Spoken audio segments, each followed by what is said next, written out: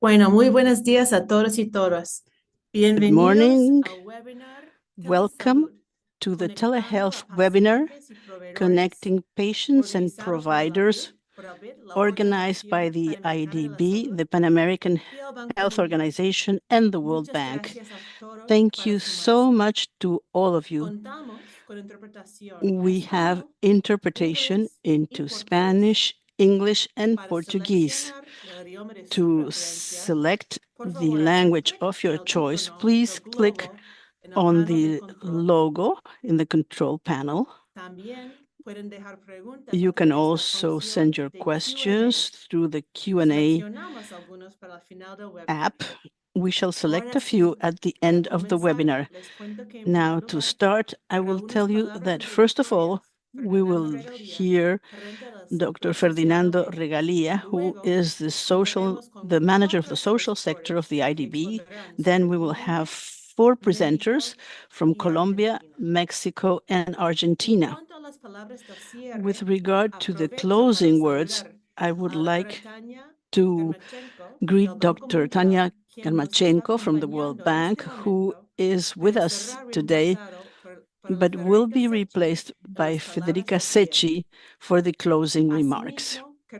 I also want to mention that Marcela de Agostino from the Pan American Health Organization will be unable to join us today due to agenda problems, and we will have Dr. Carlos Martín Otero here, who will speak on her behalf. Finally, Dr. Pablo Ibarran will be addressing us. Ferdinando, please go ahead. As I said, Ferdinando Regalia is the manager of the social sector of the IDB. Thank you so much. Good day to one and all. Last year, we took a significant step by launching the Partnership for Primary Health Care in the Americas. This initiative is a result of our collaboration with the PAHO and the World Bank, and it has a clear purpose to transform the health systems of our region, focusing on primary care and the resilience of health systems. And a key element of this transformation is digital health. Digital health is not just another innovation. It is a necessary and urgent response to the constraints we face today. By improving accessibility, quality of service, and efficiency, it becomes a fundamental pillar for any modern health strategy. In order to understand why action is so urgent, let me share a few facts. A third of the population of the region has unmet medical needs. The problem evidently varies according to the country's income level. In the higher income countries, it's 12% of the population. In lower middle-income countries, it is 55% of the population.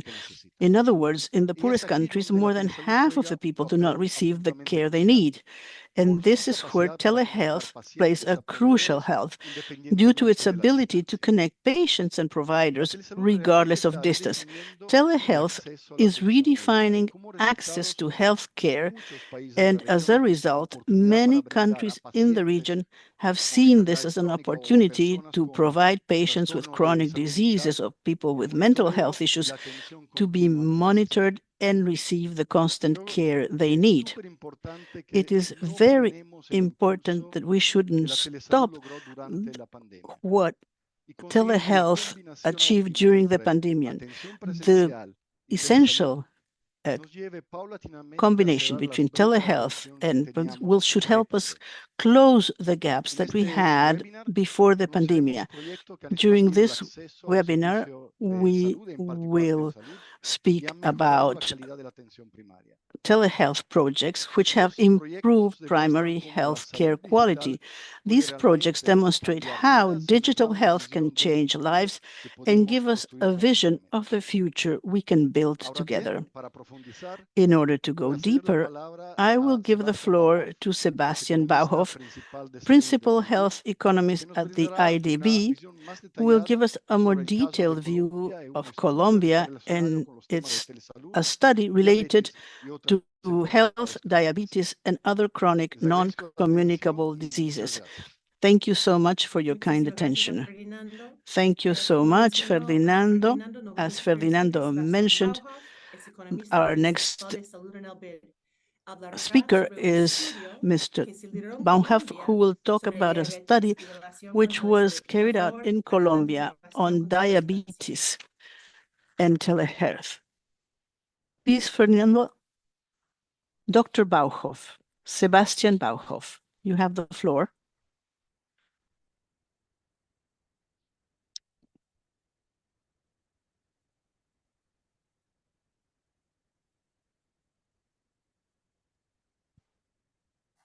Sebastián, no te escuchamos.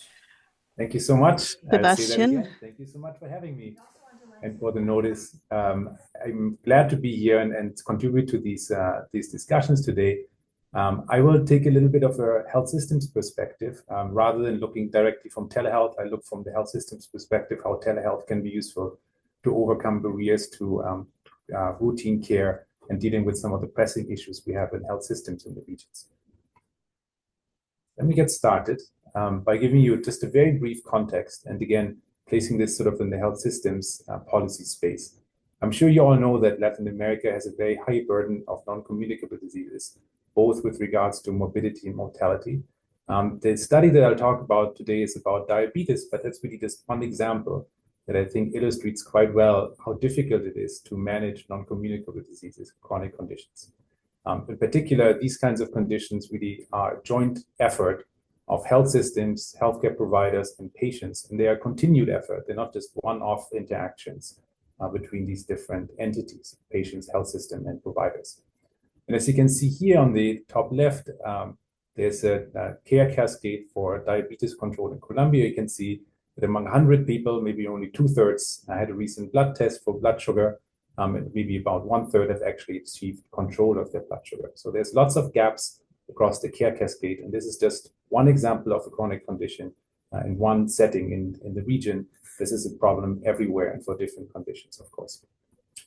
So we started to look into this question of, what is it that we can do to help patients better manage their chronic conditions? And there are examples of disease management programs for diabetes, hypertension, other kinds of chronic conditions in the region in Colombia. These are often pretty complex programs that involve multiple types of healthcare providers, an entire care team, if you wish, of doctors, nurses, specialists, nutritionists, what have you. And they also require repeated interactions. So patients and doctors and the entire care team needs to engage routinely and frequently. So it's really important to understand what is it that helps people enroll in these programs, and how can we help patients make effective use and stay in these programs as well. And so we did a small qualitative study with 40 patients and about 40 healthcare professionals to understand both from the demand side and the supply side how to improve patients' use and effectiveness of these programs. We started off with some general barriers to accessing these kinds of programs and managing diabetes as a chronic conditions, and then asked specifically about opportunities for telehealth. So here's just a summary of some of the findings for general barriers to adherence and enrollment in these programs. There's sort of a bucket that is on administrative issues and access. Oftentimes, the administrative processes are quite slow when it comes to authorization of procedures or specialist visits. There's long waiting lists, and referral orders are difficult to get and often expire too fast. There's waiting time issues. Some patients report waiting for up to 3 months for a specialist consultation. And there's also fragmentation of services. Oftentimes, the care team is located in different places, so a patient would have to travel from one place to the next to actually see the entire care team. There's also issues with the support system.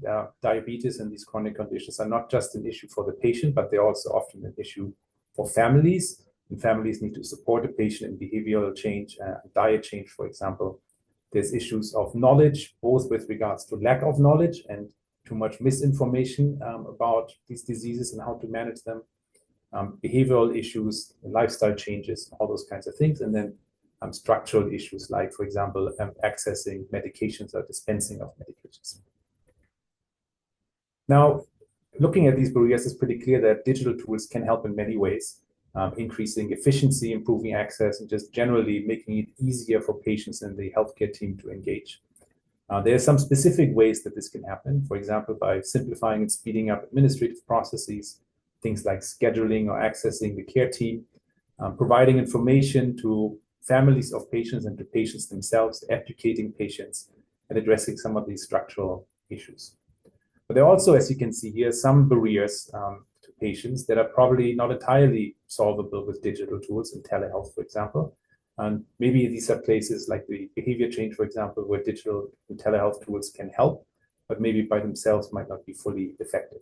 An example would be behavioral issues, psychological and support barriers, family and caregiver support, or just sort of patients struggling with accepting and understanding what it means to have a diagnosis for example, diabetes. Now, our interviews also indicate that patients and providers see plenty of opportunity for telehealth, and there's some experiences in Colombia with these APSs, the health plans that we work with, and both patients and caregivers, care providers, are quite optimistic and even enthusiastic. So I put here a couple of quotes when it comes to administrative issues. For example, people often mention savings on transportation. And that is not just to receive care, but even just to schedule appointments. Sometimes people have to travel to facilities and then back to wait for the appointment to just return. So the time and money savings from that are a big deal. Just the monitoring and scheduling, having more follow-ups, more frequent follow-ups with different kinds of members of the care team, and so on. You see here that at the bottom one, I like in particular, they call you all the time. I guess that's a good thing for many people. Certainly makes you feel taken care of, and that's an important aspect of managing chronic conditions like this, that the patient is engaged with the care team and vice versa, of course.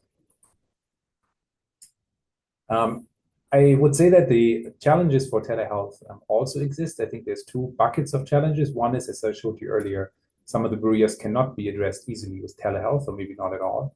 And then secondly, of course, using telehealth services and digital tools can have its own challenges. Here's a couple of examples. For support networks, for example, we need to make sure that families and households of the patients and the patients themselves are sort of trained to use these tools. They need to have an understanding of how to make the most out of these tools. Sometimes that involves digital literacy or just difficulties for patients and families to deal with the technology that is necessary for delivering these kinds of services and using these kinds of tools. There's also, and I think this is really quite important, a sense of depersonalization, where a sense is that you're sort of engaging with a machine, but you would much rather engage with an in-person visit with an actual person, even if that's a virtual visit. But sort of a question of how these tools are structured and how they're being used. And then especially for chronic conditions, there's often an issue with this sort of digital skills, digital literacy and digital skills, because these are elderly patients sometimes that sort of are not quite sure how to use these tools and maybe have issues of cultural acceptance. But this is all just to say that the telehealth has a lot of enthusiasm, including among the provider community and the patient community with these kinds of conditions, at least in our study. But it's not a panacea, and there are some challenges to overcome. And I would add that it's also oftentimes not the only approach. Maybe it makes it easier to virtually meet all members of the care team, but in some ways we could also put these people physically in one place. So there are ups and downs, as with any approach, and my main message here is really that from our interviews and from our findings, telehealth for both the provider and patient community looks like an excellent addition to our policy toolkit. There's tons of potential for addressing NCDs and addressing issues and objectives of the health system. And just like with any tool, there's ups and downs. We need to be purposeful and careful how we deploy telehealth as one instrument in policy. Maybe sometimes we ought to deploy together with other policy tools that are not digital. And I think the most important most important takeaway message, maybe we could always keep in mind the policy objective, which is for the health system that we care about improving and maintaining patient outcomes. And I think there telehealth can make a big difference for achieving that objective. With that, I'll hand it back over to Jenny. Thank you so much. Muchísimas gracias a ti, Sebastián. Thank you so much, Sebastián. Your presentation was very clear. For those who are asking about interpretation, please look at the instructions that we had in the chat. We have instructions about how to listen to interpretation, and if you need our help, please ask us. Before presenting our next speaker, Dr. Arellano, we would like to show you a very brief video about a project that we carried out in Mexico for telehealth for diabetes patients. And then we will listen to Dr. Arellano. This video is in Spanish, but it has captions in English. But you can find a link for this video in the chat, and it has subtitles in the 3 languages. In Mexico, type 2 diabetes is one of the leading causes of death. In 2021, it accounted for 13% of deaths. Additionally, according to the National Health and Nutrition Survey conducted in 2022, the prevalence of diabetes in the Mexican population is of 18.3%. However, for diabetic patients, receiving specialized care in a timely manner can be a challenge. If I go to a traditional consultation, it would take me up to 5 hours for the round trip from home to the doctor's office, including waiting time to be seen and returning home. Not only can the waiting time be a barrier, but also the expense of attending a specialized consultation. Looking at the economic aspect, you have to travel from 4 or 5 in the morning, and because of my diabetes, I have to eat at specific times. I can't carry food, so I end up incurring expenses that I have not foreseen. That is why in Mexico City, a pilot telemedicine project was implemented with the objective of overcoming these barriers and improving the quality of care. The main difference in teleconsultation is that the patient does not have to travel to another health unit, and the consultation takes place at the specialist right here, and we can have the evaluation by a specialist right here, which has allowed us general practitioners to get closer to specialty care. This pilot project was created by the Ministry of Health of Mexico City, the IMSS Bienestar OPD from Mexico City, the Inter-American Development Bank, and the Carlos Slim Foundation. This program has contributed to improving access to medical services and the opportunity for care. In this way, people in the Xochimilco neighborhood can access specialist medical care within their local health center, and they can avoid the administrative procedures and referral and counter-referral to another hospital for a specialist appointment. It has been demonstrated that telehealth is not only possible, but also necessary. For the IDB, the digital transformation of health systems is fundamental. This pilot project shows how digitalization can improve people's quality of life. Based on a reference framework from the World Health Organization, it demonstrates how following international standards can achieve very positive results in the field. I am seeing the great benefits of this program because, given my illness, I have noticed significant improvement. For this project, the MIDO platform from the Carlos Slim Foundation was used, which facilitated the connection between the medical staff of the health center and the specialists for remote consultations. The Carlos Slim Foundation has as an objective to design and develop solutions that address major public health issues through a personalized public health approach. Addressing diabetes requires a joint effort of patients, family members, and health professionals. This pilot project shows how digital health can effectively improve the treatment of this disease.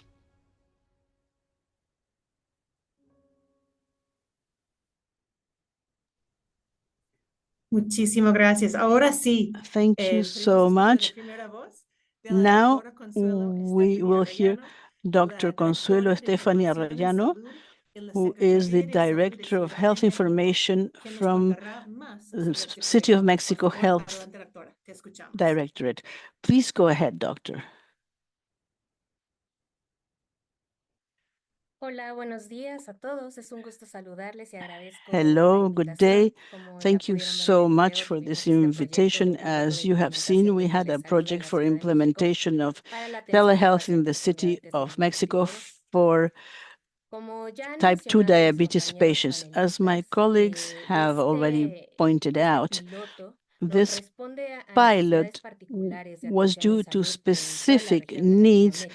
for healthcare in the Siempre hemos entire Latin pensado que American region. We have always cuando thought se comenzó that a utilizar when we telesalud, started pensábamos que todas using las telehealth, iniciativas all estaban the diseñadas para initiatives abatir had been grandes designed distancias, to abatir barreras de acceso geográficas y llevar la salud drop the a las barriers when comunidades there are más great alejadas. No distances and obstante, to las bring condiciones de healthcare movilidad to en la Ciudad de distant México communities. plantean nuevas barreras de acceso. Nevertheless, Por due ejemplo, todas to las que tienen que ver the con el situation in the tráfico city of vehicular, Mexico, la we have sobrepoblación, the same problem condiciones because there's a hostiles lot para of personas con traffic. problemas de They're movilidad. difficult Y bueno, esto situation ocasiona for que people with recorrer mobility trayectos issues. que So relativamente to podrían go considerarse cortos requieran to un esfuerzo relatively short excesivo de tiempo, distances recursos can económicos, create por lo problems que as emitió a economically and segundo due of nivel time. se dificulta. So it is difficult to Para el send patients to 2023 en la Ciudad de specialists. In México 2023, tenemos in aproximadamente Mexico 9 City, millones de we have about habitantes. 9 million De estos 9 millones de inhabitants. habitantes, casi From these 4 9 million, millones almost no 4 cuentan con million seguridad social do laboral. not have A estas social personas security. se les da These atención people en el sistema are público de taken salud care of a través in de los the public hospitales y las unidades healthcare médicas que system through previamente hospitals se encontraban bajo and la administración de health la units, Secretaría de Salud which de la used Ciudad de to México, así be como de los under servicios de the salud City of pública. Mexico public health La services. prevalencia de diabetes The mellitus tipo 2 se estima prevalence of aproximadamente en un diabetes type 2 10.6% is of y como about ya se ha dicho, no para 12.6%. el And as caso de la Ciudad de has been México said, también, for la diabetes Mexico mellitus y sus City, complicaciones se diabetes presentan mellitus pues la and segunda its causa de muerte en complications are Argentina. the second cause of mortality. Para implementar este piloto, In order to se implement this tomaron como pilot base, como program, referencia, the algunas de las reference herramientas que ya se was encontraban publicadas y done todo el based on some entorno of que the generó tools that justamente already existed los procesos de and digitalización durante la pandemia y el uso de medios everything that electrónicos para la atención en salud. was used in the Tomando digital como area base esta during the herramienta que pandemic. vemos en And pantalla para based medición del on nivel de this madurez de las tool, instituciones de which salud is para implementar the servicios de tool to telemedicina,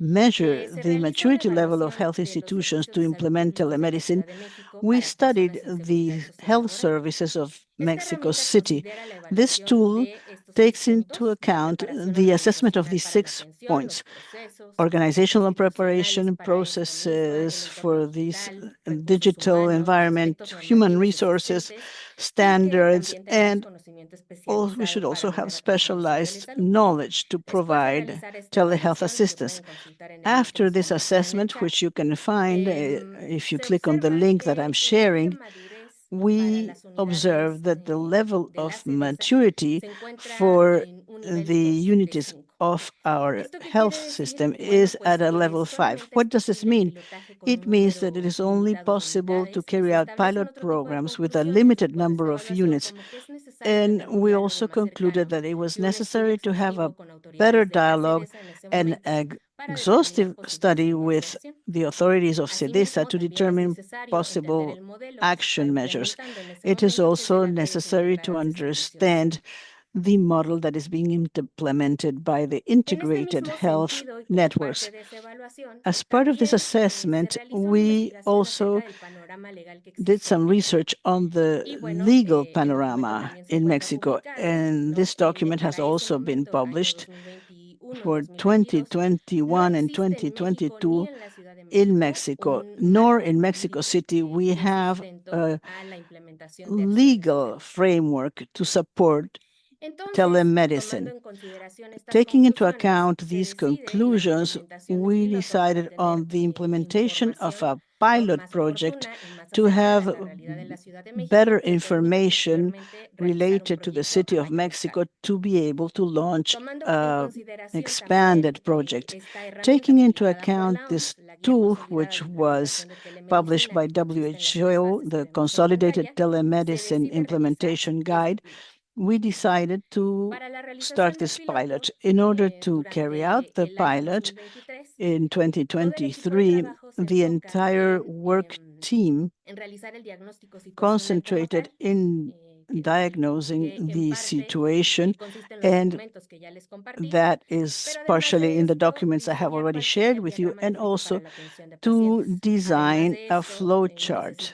And we also needed a platform to provide this type of service, the one that you saw in our video, which the Carlos Slim Foundation provided. And for 2024, from January to April, once the platform was adjusted and was ready, we started reaching out to the medical units that would participate in the pilot, and also we trained the health personnel, we designed the team for IT, and we carried out all the necessary administrative work to connect these two institutions at the first and second level. And between May and July 2024, we carried out this pilot experience.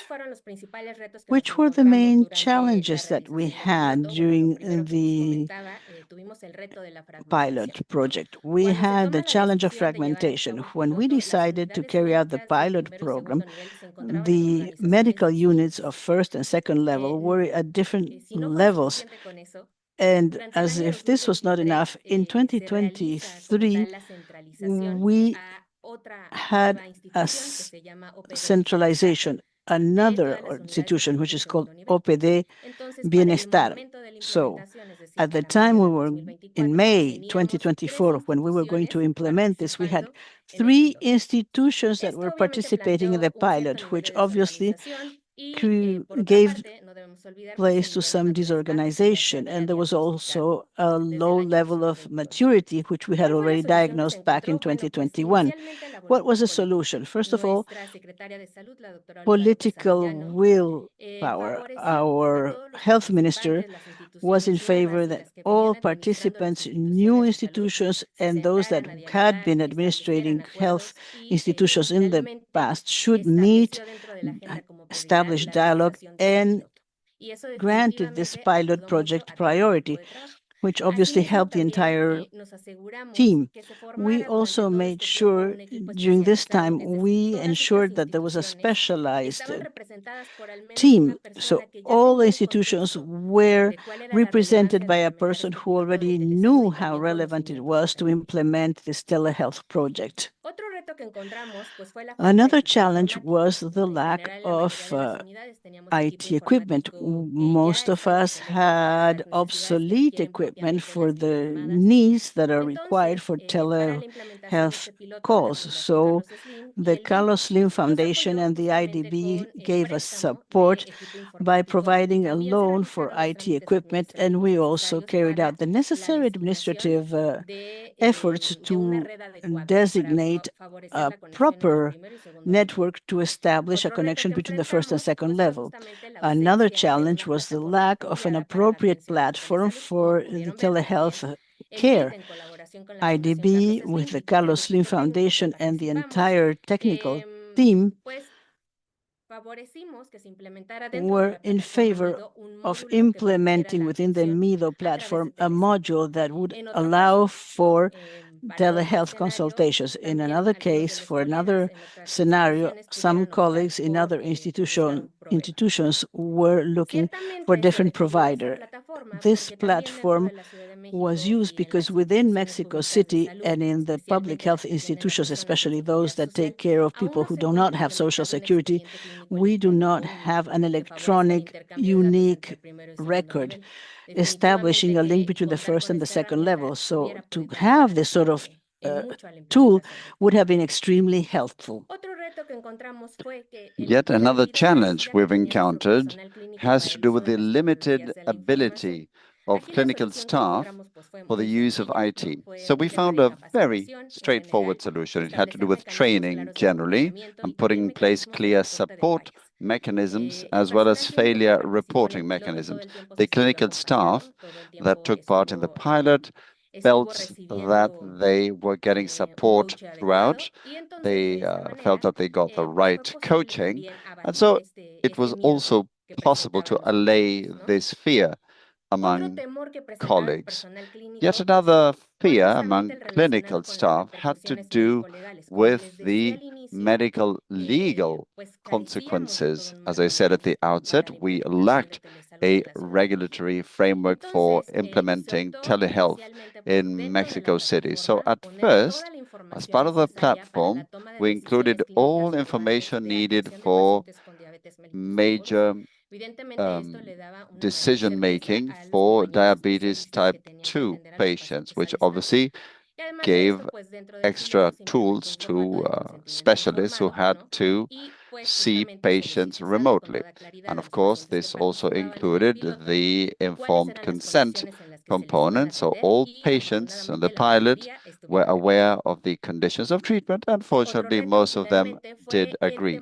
Another challenge was fear among staff regarding the loss in terms of the doctor-patient relationship, which is part of medical and clinical culture, especially in Mexico City and in Mexico overall. And one thing we found throughout the pilot was that contrary to what was believed, the telehealth pilot made it possible to schedule follow-up appointments and get the appointments sooner, which enabled more continuous follow-up and monitoring for patients, which enhanced their perception of quality of treatment. And doctors got positive feedback, which obviously provided motivation to participants. So, by way of conclusion, the pilot showed that it's possible to implement telehealth in Mexico City, obviously, take into account all of the necessary adaptation, including in terms of IT infrastructure, as there are constraints.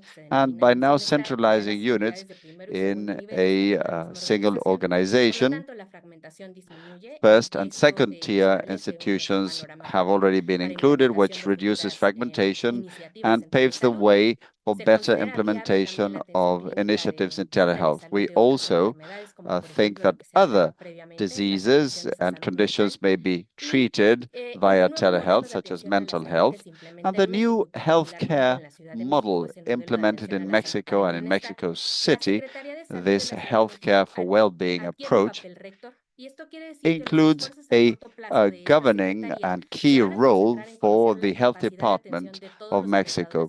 The idea is to focus on the capacity for giving care of all service providers and institutions that also offer healthcare for individuals who have social security. And this will also favor integration. Thank you. Thank you very much indeed. It was very interesting to hear about all these complex issues that go well beyond technology that is, of course, required to make this come true. So thank you once again. So now we'll shift again to the south of the continent and give the floor to Celeste Savignano, the head of the Telehealth and Innovation Department at the Garrahan Children's Hospital in Argentina. She will be talking about the telehealth services provided by the hospital and the links to the broader network in Argentina. So you have the floor. Thank you very much for your introduction and thank you for the invitation. And thanks to our colleagues, since listening to others and to their experiences is truly enriching and helps those of us working in the field of telehealth and of digital health rethink things all the time with a view to creating better opportunities for the communities we serve. So the title of my presentation, since I work at the Garrahan Hospital, focuses on an institutional policy, how we shaped a public health policy in Argentina. And let's see if we can change slides. A bit of the institutional context. The Garrahan Hospital is a third tier care center. It's a high complexity hospital that treats young boys and girls, children and teenagers. And unlike other experiences, the telehealth program in Argentina was born out of a need that was detected in terms of a high complexity effector, which is a national reference center. Our country has 24 jurisdictions or provinces, and this health center includes 42 specialities which are made available on a solidarity basis to ensure continuity of service through this telehealth approach and model. So as to navigate the digital transformation, let me tell you that the hospital first opened in 1987, and in 1997, we started to provide these services. At the time, the most advanced technology was telefax. And what you can see there is the first consultation we got from the northern part of the country. You know, ours is a very vast country. So why am I showing you this? As Jenny has often said, and we've heard Marcelo D'Agostino as well on previous occasions, technologies are necessary, but not always enough. And at the time, fax and telephone were the only technological channels. But gradually, a whole fabric developed thanks to an understanding of people who suffered many conditions. We are talking about children and teenagers with serious chronic conditions, and they had to travel long distances to come to a hospital which was in the center of Argentina. So by working in this way, we could relieve some of the suffering and issues for children and the families. And here's a bit of the history of a 27-year-long journey providing telehealth services. Although we started off with the phone and fax, I just wanted to show you some milestones as part of this journey. In 2002, a subsidy, a grant was put in place through PAHO, which helped us have the model of the telemedicine system to another province, the province of Jujuy. So after sending the reports to PAHO, the Ministry of Health was able in 2005 to also create an incentive for a program that was based on this model transfer. So this started to spread to other provinces in the country, and we currently have 320 public health effectors throughout the country, including all complexity levels, right from the very basic healthcare to the highest complexity services. They have distance, remote communication platforms, and we can provide services. Of course, the Ministry of Health, by advancing this model, also managed to work with the IDB, and in 2011 we got a grant to be able to provide video conferencing equipment, not the web-based ones, but the ones that worked with the phone lines at the time. But we were able to equip 140 of these centers. And this was also very important as a milestone, since it also enabled video conferencing for us to work not just on an asynchronous, but also on a synchronous basis, which developed greater knowledge as far as these services are concerned. And in 2014, the Ministry of Health also decided that this institutional program should become a full-bodied public policy and put in place the first telehealth program. At the time, it was called cyber health. And then, of course, with changes in administrations and officials in the country, the names changed, but the basic substance of the telehealth scheme continued to exist on a networking basis.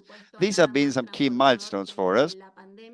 Nothing was more transformational than the COVID pandemic,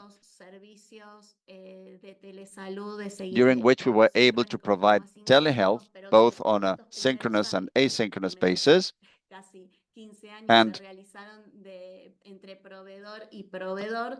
having already established contacts between providers as well, it became possible to also actually reach out to people's homes through this program that had the support of the ministry as part of the public policy. We also have a distance communication and telehealth office, also at the Esperanza Antarctic Station, and it also offers the children's health component. And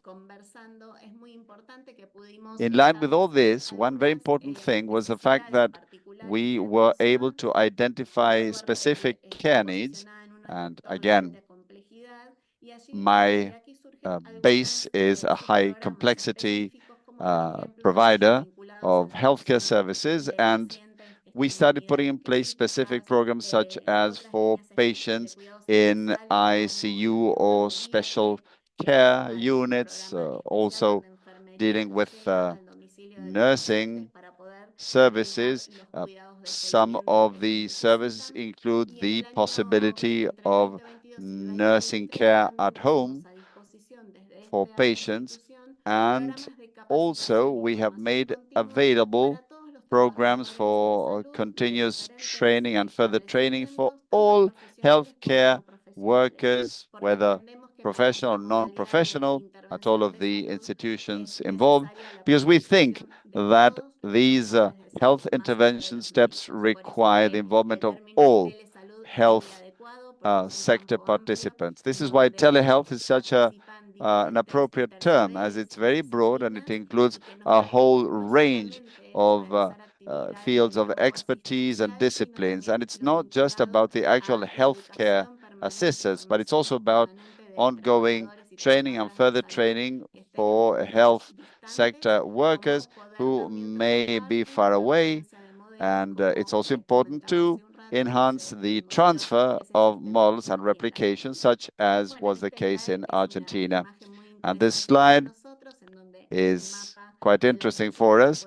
You can see the map of Argentina on the left-hand side, and this shows the different centers that exist in the different jurisdictions. And you see all the way from the northernmost point, La Quiaca, and right to the south, we have offices delivering service, and this spans 7,582 kilometers. And this has to do with enhancing access and equity through these intervention models.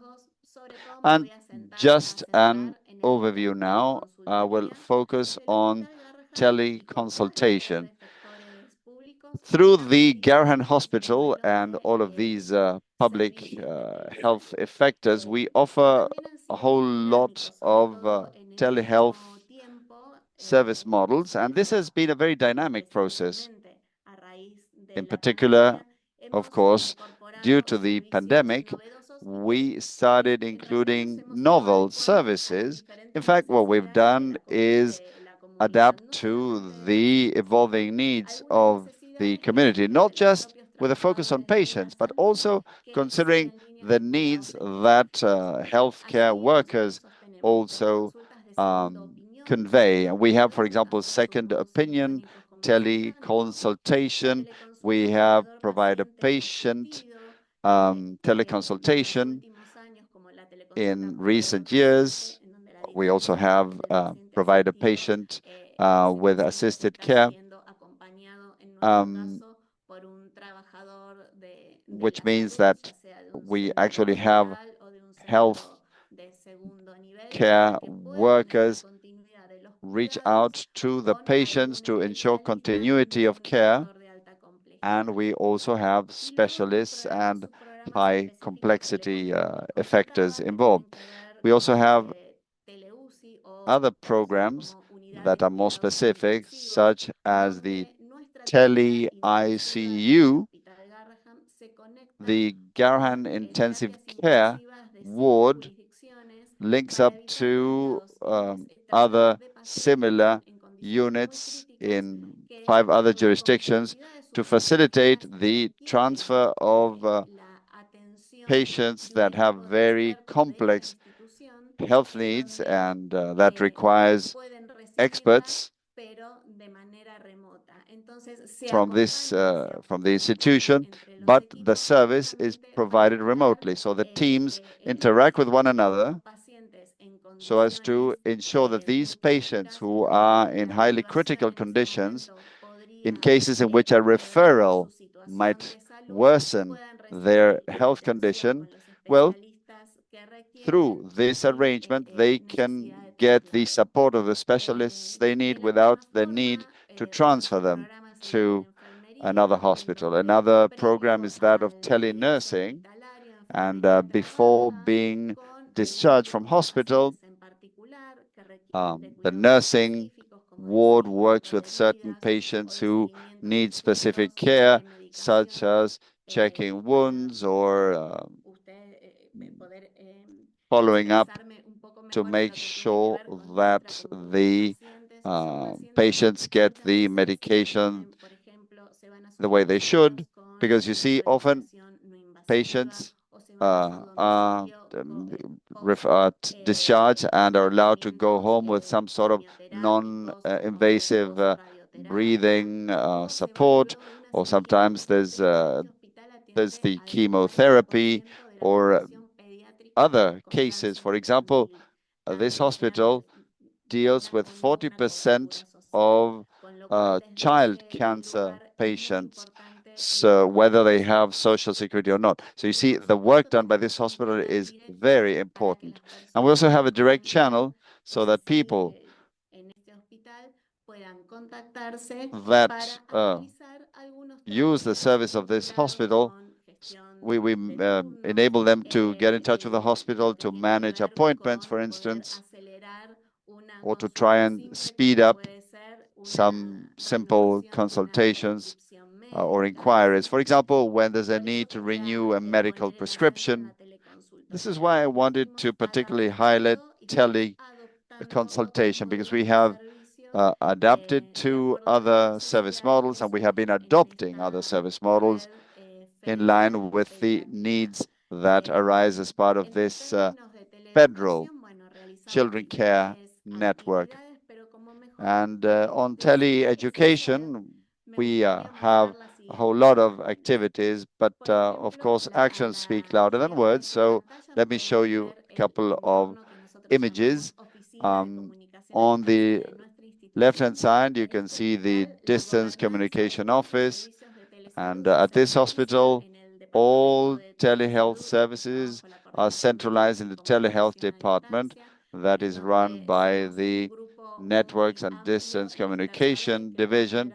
It's a very wide-ranging interdisciplinary group, as you'll see. And here we see to asynchronous consultation. We have we have a couple of technological channels. for asynchronous consultation. And we have a telehealth and distance communication platform. This is supported by the Ministry of Health of Argentina, and this helps us ensure that sensitive information is transmitted the right way. And this also helps ensure that the information is referred to the professionals that will be further treating patients. And when this channel is not available to some, we also have an email. This is an institutional domain, and we can also receive inquiries and consultations through that channel. And if you look at the bottom image on the right-hand side, you can see how we integrate these services and how we also provide video conferencing services through a system of our own. And a couple of pictures here that I think are important. You know, with a 27-year-long history, we did encounter certain hurdles that we were able to overcome. This had to do with some initial pushback on the part of healthcare sectors when it came to adopting these service models, which involved not touching or seeing the patients live. But all of this has evolved. And as Ferdinando Regalia rightly noted at the outset, today over half of the population can't get can get health care through telehealth, which is no longer regarded as second rate. We see that through these different services, for example, the top screen on the left, the top picture on the left, shows how several specialists are actually dealing with a patient that is being also supported by their own health team. And you see, it's not just about providing care, but also ongoing training for health workers. For example, there's our emergency nursing staff down there at the bottom, and this is a simulation being run as part of a triage training. And if you look at the middle of the picture on the top, there's some telecoaching there, and through a remote effector in another country, in this case in the States, we were connected by web-based video conferencing, and this training being offered here, also using some clinical simulation. This is an endoscopy, and you see they're guided remotely by a more skilled professional. And down there, you also have a picture dating back to the pandemic. We have these virtual surgeries or doctors' offices that were set up to ensure that there was a safe environment, and this way the professional was able to work without anyone else walking past or being in the surroundings. And if you look at the other pictures on the right-hand side, this illustrates management and ongoing training.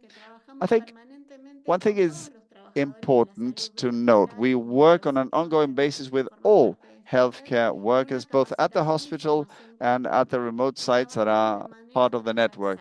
And we focus on ongoing training as part of a cross-cutting approach that includes physicians, nurses, psychology professionals, social work professionals, physiotherapists. There's also the admin staff. The idea being to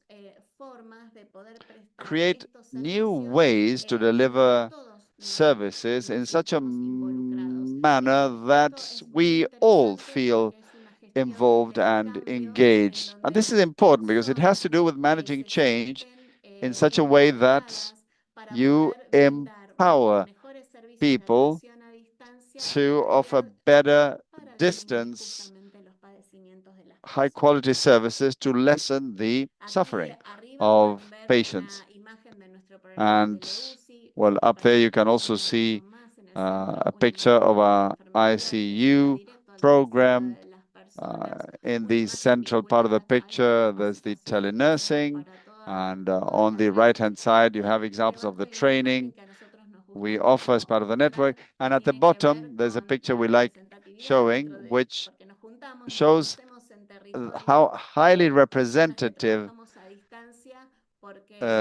we are. This includes people from across the country, and this has turned the network into a family, basically, and all health care and sector workers can get together, share experiences. It's important to know the context to create better opportunities to deliver services through these channels. And again, nowadays, the main part of the network has to do with individuals first, people first, making decisions, defining specific processes on the basis of the sort of health care service we want to offer. And finally, we need the most appropriate technology for these services that we define. If we think about barriers as part of our network, perhaps we could mention that there are still inequalities in terms of access to technology in our country, especially gaps with regard to connectivity if you look at urban areas as opposed to rural areas. And this may obviously limit access to services. And some other gaps have to do with interoperability of systems. We don't have the right information integration yet. And this is why I'd also like to show you this slide, where you can see two milestones down there, which have to do with our hospital. To begin with, in Argentina, we don't yet have a unified medical history for patients. Some institutions still have non-digital paper-based medical records. And you will also hear from Santiago, and he will tell you about a federal program that is being implemented so that we can gradually move towards a more unified medical history. Our hospital has been working to develop electronic medical histories or medical history and records for patients. And actually, we started working in 2014 to also make allowances for remote services. The idea is that all distance patients can include either the telehealth platform or use the email channel, and that all of that of the information that comes in through those channels should go into the patient's medical history, so that if ever they do need to go in person to the hospital, we can also rely on the information that was shared through the other channels. And in 2023, we moved to what we call T status. Through our IT department, we included components that streamline such things as traceability when it comes to distance consultations. And in 2023, although the distance or remote care system had to do with health sector solidarity in our country, many of the patients we treat have social security. So we've also included a list of 6 specific services that can be billed to the patients with social security schemes or health schemes, and the money that we get from that goes into investments for the hospital.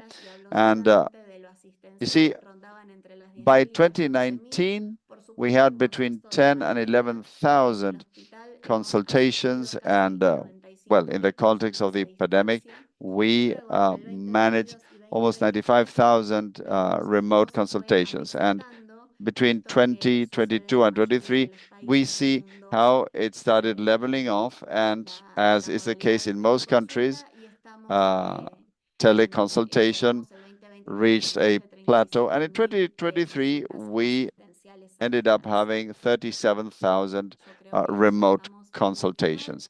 I think this brings us to the end, and one interesting detail has to do with reducing unnecessary patient transfers. So all of the distance consultations that took place, between 92 and 93% of them are resolved or dealt with without having to move patients from their places of origin. This is not only related to the suffering of people, but also tangible costs, and this is very important.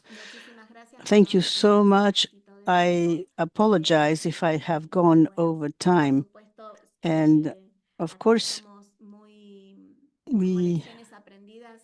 the lessons learned, I would like to end by saying that using digital technologies that are simple, intuitive, and certain, to say that telehealth is no longer a second-rate solution, and many times this is the only solution that a patient has to receive healthcare. Thank you so much, Dr. Celeste. I'm so sorry, due to our time, we have to have at least 1 minute devoted to questions and answers, so we have to close. I now would like to give the floor to Santiago Pesci to know what has happened in Argentina and in Buenos Aires. Thank you so much. It is an honor to speak after Celeste, my colleague, who is experienced at the national level. I am Santiago Pesci. I am an economist. I am currently in charge of the provincial unit of digital health in the province of Buenos Aires, which is one of the 24 ministries at the level of at the national level. The province of Buenos Aires, coming back to what other panelists have indicated, the province of Buenos Aires is a place where telehealth and telemedicine present an opportunity to improve access. It is a province that has more than 300,000 square kilometers, which means that 38% of the national population lives there. Of this population, 62% has a health insurance, but 38% depend on state public health care.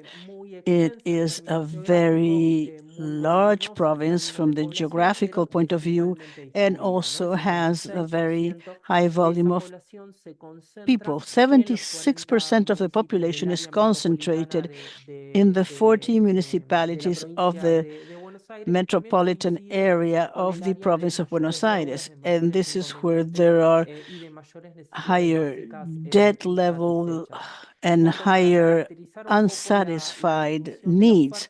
With regard to the supply, we have more than 3,000 health establishments in the public sector. This is approximately 30 or 40% of establishment at the provincial level. The primary health care centers are the responsibility of the municipalities, and the province is in charge of the second and third level of healthcare.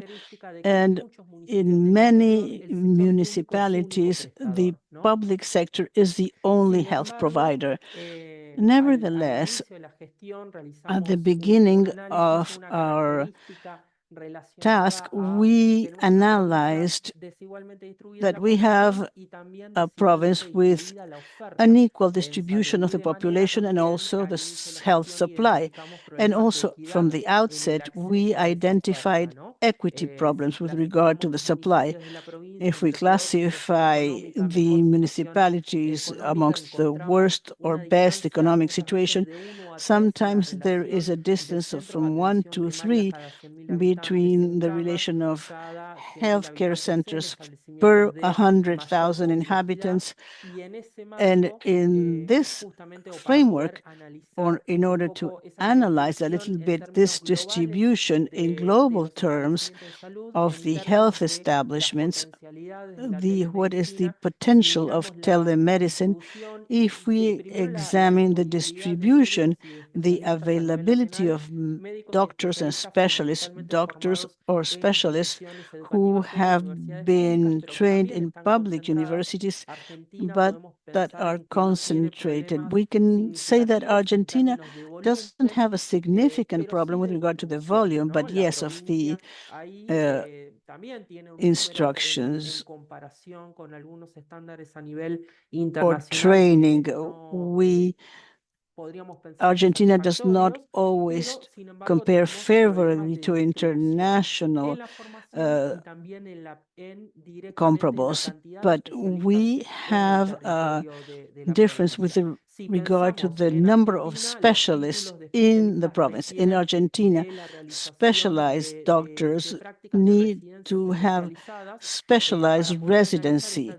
And in order to analyze this unequal distribution of specialists within the province, a proxy to examine this is by analyzing that only 58 of the 135 municipalities have residents or residencies for specialized doctors. And sometimes this is a proxy with regard to the unequal distribution of specialized doctors within the province of Buenos Aires, because training generates the link to the institutions. And very often the places where doctors are trained are the places where the professionals decide to work and live.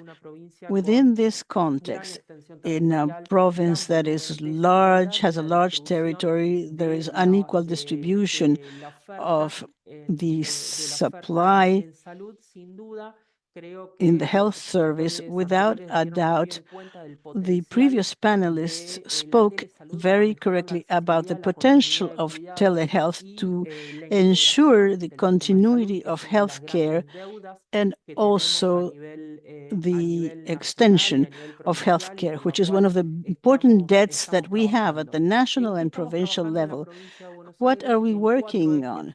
We're working on 4 main pillars. First of all, to provide a telehealth consultation strategy by consolidating a portal for the citizens of the province, telehealth consultations for follow-up and first opinion within the institutions, and by creating networks for second opinions within teams and professionals in order to strengthen the capacity of the first level. And this refers to what Celeste said, with the experience that started up at the national level. And we also want to talk about an experience about the potential of telehealth to improve the access to diagnostic and treatment.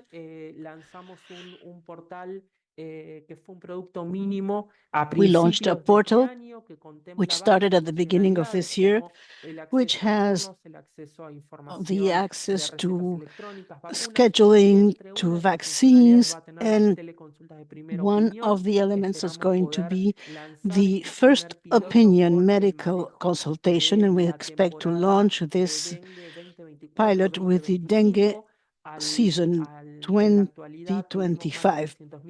We have had more than 300 people that entered the system, more than 100 citizens that acceded to this experience, and it is very usable with regard to the access of appointments in provincial hospitals, and we are now working so that primary health care for the local governments will also be able to offer appointments through this portal.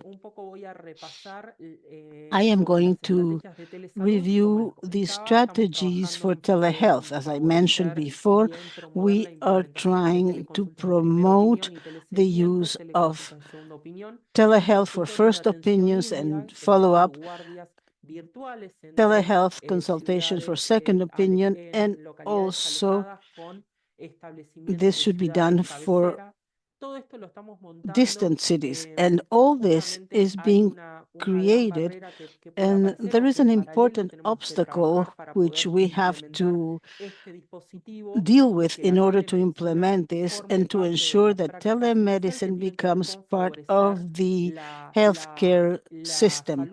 And it has to do with digital health in the territory of Buenos Aires. And I do not only refer to the systems that we're going to use, but I am also referring to what we're going to do to work with the health teams. Celeste mentioned that in the province we have been working on a project for the use of electronic health medical histories. We are working with an electronic model of health care records, and this has been promoted by the National Health Ministry. So we participate in a committee which is working on expanding this. And with this project, we have the help of the World Bank. In October 2023, this project was approved, and the objective is to expand the implementation and also to reinforce the implementation of tools and telemedicine pilots in low-density localities. So on this, within this framework, which gives us higher protection, and we're working on the design of these networks, we have already defined 20 hospital nodes, which will be reference nodes in the care provided for teleconsultations. 7 care lines, 23 specialties, and these professionals have a protected agenda. We have to give value to this practice. We have to think about the financing for salaries for this practice, and we have already defined in 20 hospitals 62 professionals by protecting their schedules so that we will be able to assign or schedule appointments. This needs to be done within a secure medium where we can ensure that references and referrals are done safely. And all of this needs to be done through the electronic safe software for electronic records.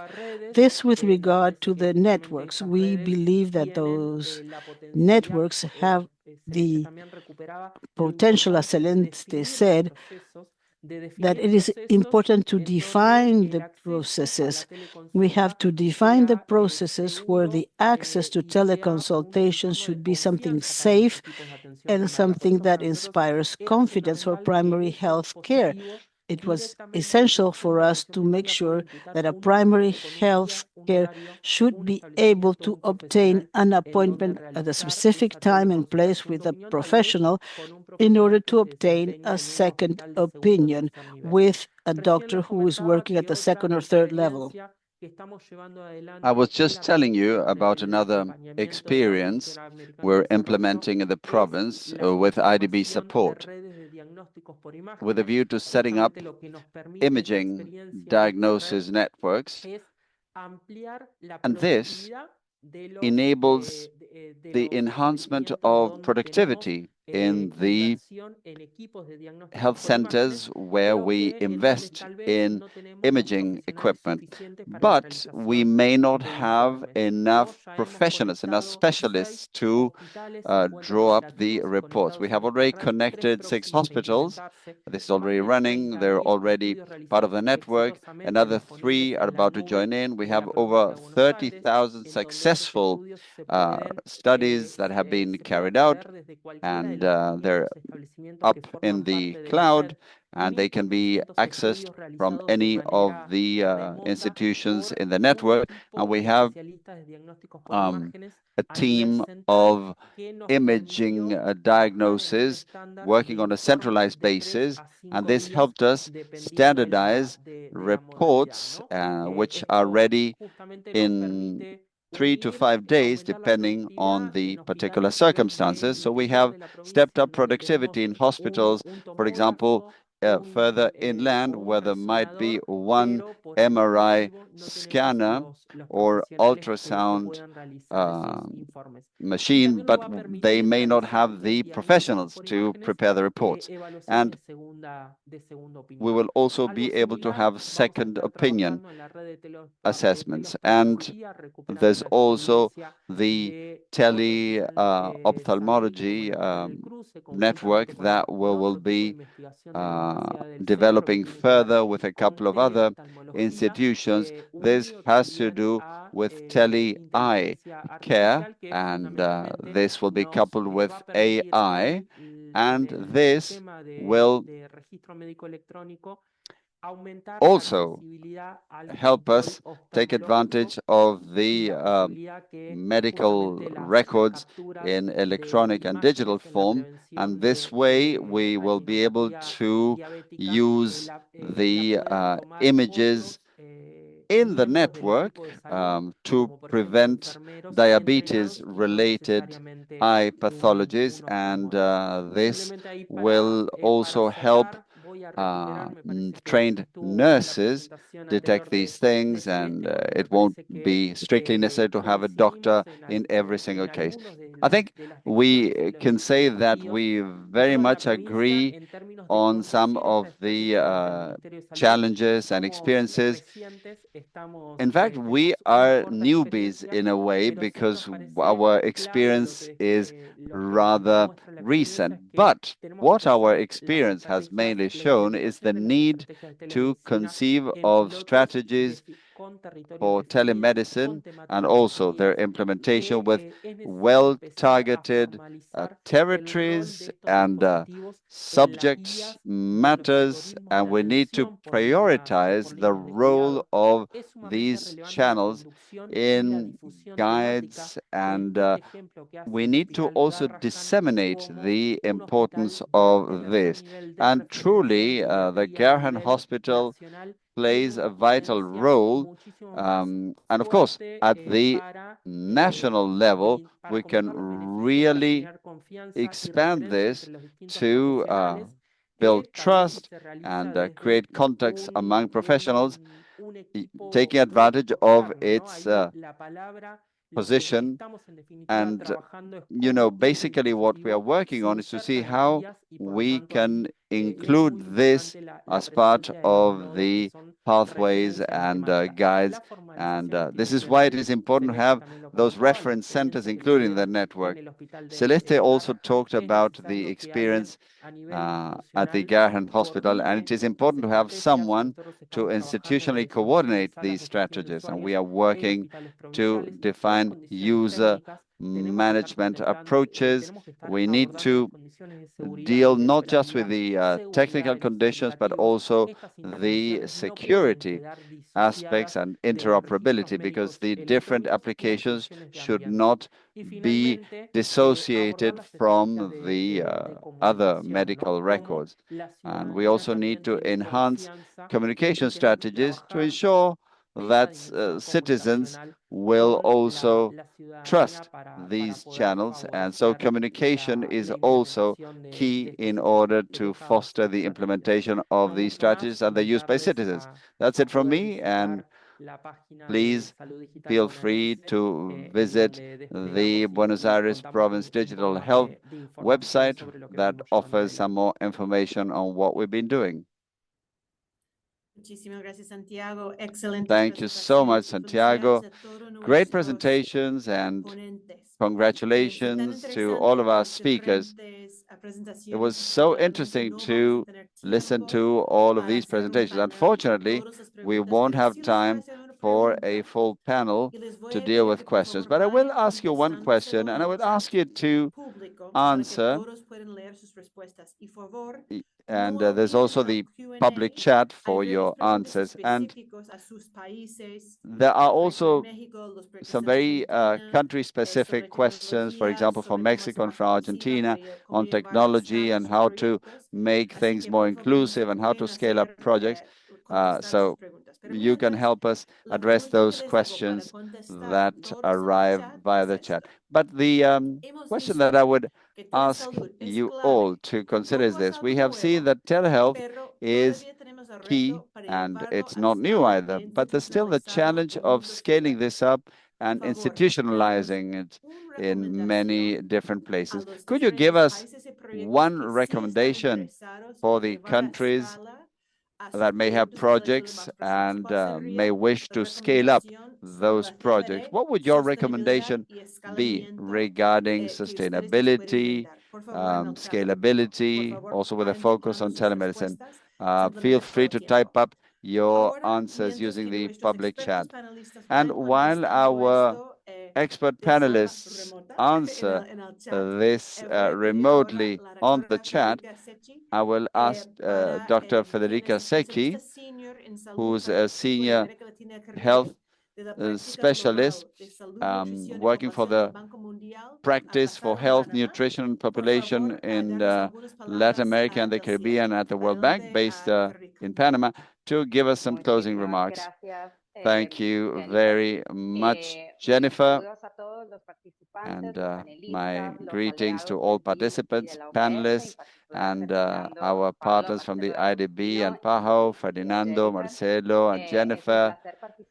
It is indeed a pleasure to take part in the second webinar as part of this series, organized by the Alliance for Primary Healthcare in the Americas, including the IDB, World Bank, and PAHO. This alliance is certainly strategic, the way we see it, for ensuring coordination and work across institutions to overcome barriers and pave the way for universal health coverage. In April, the World Bank committed to offer quality healthcare services to 1.5 billion people by 2030, and this requires coordinated work by governments and other institutions, extending high-quality coverage, including for people suffering from chronic conditions that are normally not included in the packages. Also, another focus is expanding coverage to unserved population groups, such as those living in marginalized areas. Also, the third focus is reducing financial access barriers. And in line with the Alliance, the bank regards digital transformation and telehealth as an opportunity to improve primary health care, but also as a strategy to move towards our goal of reaching out to more people with high-quality services. The pandemic obviously accelerated digital transformation of the health sector and expanded health and remote health services. But now the challenge is to elevate the services from just an emergency response in order to make them part of an integrated health approach model. And this has to do with digital health. And as we've seen in the various presentations, it's not just about using digital services. You need a whole cultural component that will foster integration or mainstreaming of telemedicine into the overall health management. So at the World Bank, we are working with the region's countries to implement telehealth services on the basis of that approach. In Argentina, as Santiago said, with the project for the strengthening of digital health in the province of Buenos Aires, we were able to assess firsthand the importance of a framework for governance and regulation of services to ensure successful implementation. In Panama, as also mentioned in the chat, in coordination with PAHO and the IDB, we have been supporting government to implement a telemedicine program dealing with chronic diseases and mental health disorders, also reducing the need for patients to have to travel.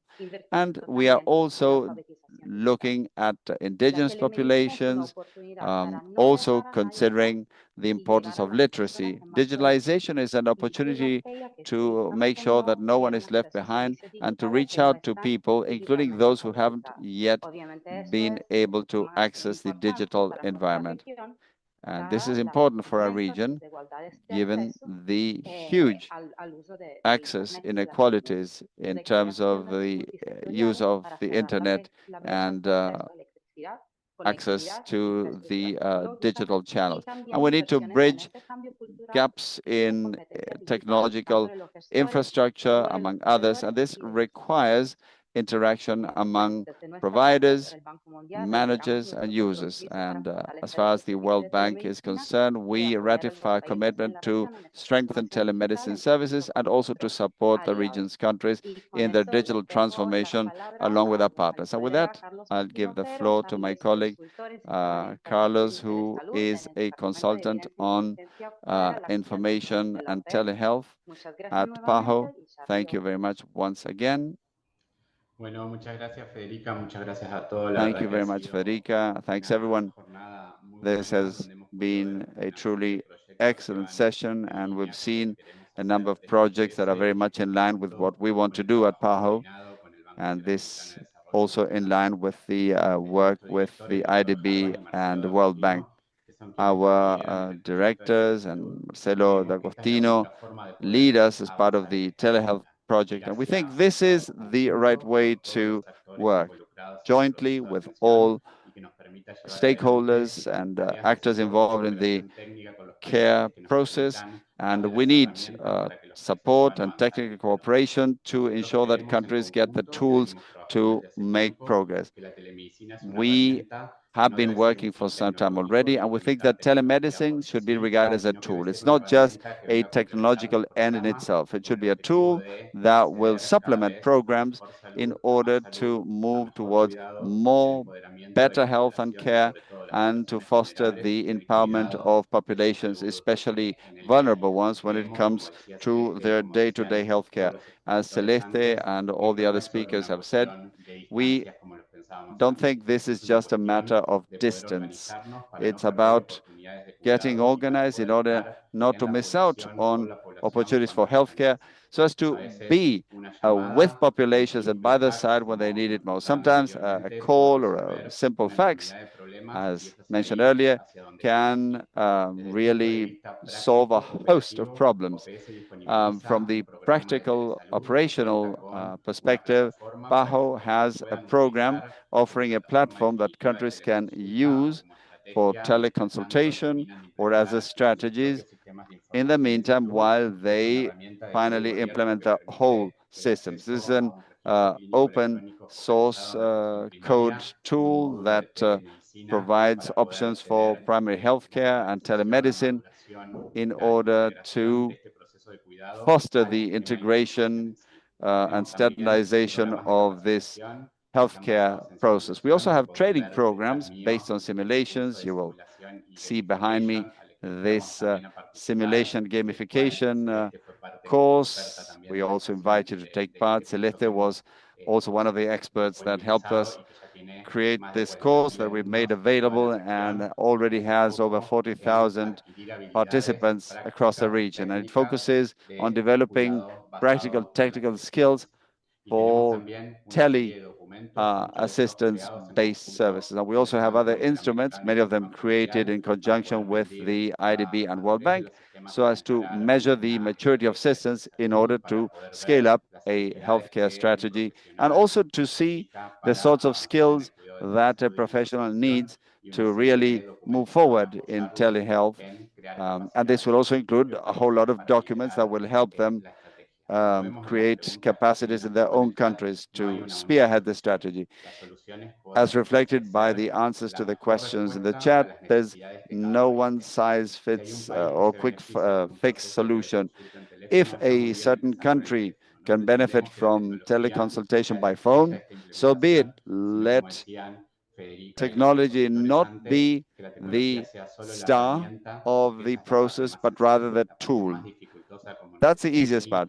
The toughest part is, as Jenny said, really managing to work on managing change and organizational change so as to increasingly offer better access to healthcare. And we are certain that telehealth will be a key component. So we at PAHO are ready and willing to help with countries. And I now give the floor to Paulo Irabarán, who is the head of the Social Protection and Health Division at the IDB. For some closing remarks, thank you very much, Carlos.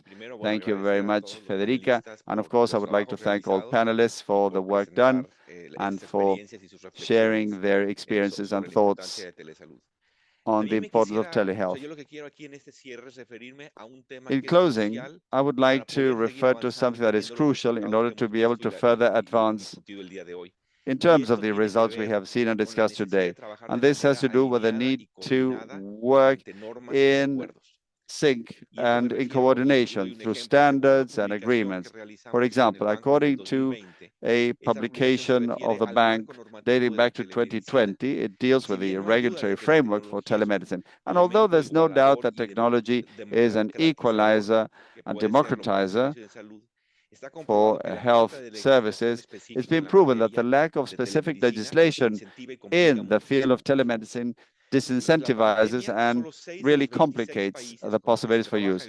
Only 6 out of 26 countries that bank works with have regulatory frameworks deal with telemedicine. In some cases, the legislation exists, but the legal disparity between countries hinders progress to have agreements to promote the channels in the country. So in order to facilitate telehealth, it's important to have these regional rules and standards. We at the bank support countries in their national digital transformation, but we also encourage regional dialogue to foster the existence of these standards and agreements. As mentioned today, in late 2023, along with PAHO and the World Bank, we launched the Alliance for Primary Healthcare in the Americas. And we are convinced that it will be through digital tools such as telehealth that we'll be able to fulfill the objectives of the alliance and manage to improve the quality of life for people in the region. With that, let me tell you that our next and last seminar as part of the series will be run by the World Bank and will take place later this year. Thank you very much to all of you. And once again, thank you to PAHO and to the World Bank for this joint effort. See you at our next webinar. Have a great day.